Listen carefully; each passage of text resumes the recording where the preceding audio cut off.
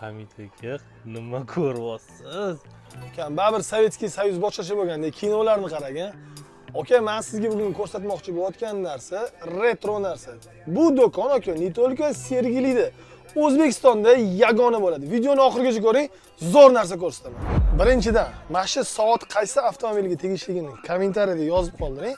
Bizning do'konimizdan kichkinagina sovg'a beramiz. Faqat birinchi yozgan odamga. Okey, bu do'konda siz balkim sizda yaqinlaringiz qidirib yurgan narsalarni topsangiz bo'ladi. Bugungi mavzuyimiz GM Avtoning legendarniy retro mashinalar to'g'risida gaplashamiz. Gap nima to'g'risida ketadi deysizmi? Takuma, Epica, Devo Racer, Liganza, Espero, Super Salon, Cruze, Arlanda va Captiva to'g'risida gaplashamiz. Sanab o'tgan mashinalarimizni zapchastlarda siz aniq qiyinchilikka uchrayapsiz. Biz Instagram yozishdan maqsadimiz aka, faqat pul topish emas.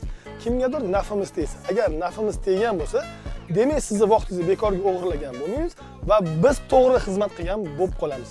Okey, siz videoni yaxshilab saqlanib qo'ying va videoni shunaqa eski Devo mashina minadigan yaqinlaringizga jo'natib qo'ying. Foydalanishsin, aka. Mana ablisovkalarni qaranglar. Umid, menimcha bu ablisovka sandan ham katta bo'lsa kerak. 91-yil, 92-yil mashinalarning ablisovkalari.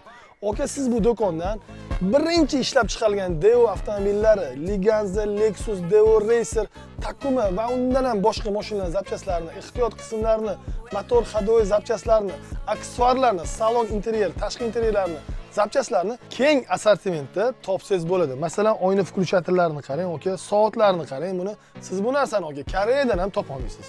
Okey, kim esladi shu mashinani? Esingizga tushgan bo'lsa, bitta like bosib qo'yinglar, aka.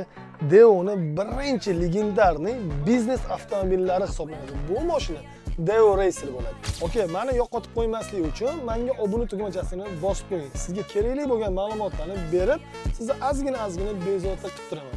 Shu qidirayotgan zapchastlaringizni ustiga 3-4 so'm pul qo'yib sotsam ham bo'ladi, lekin aka o'zi zapchasi qilib, qidirib sarson bo'lib yuribsiz. Yana ustidan pul ishlaydi. Men sizga qoldirayotgan raqamni o'ziga murojaat qiling, ham arzon bitadi, ham ishingiz bitadi. Endi bo'lsa xayr. Umid, meni boshqa bezovta qilmay, kinoyimni ko'ring ukam.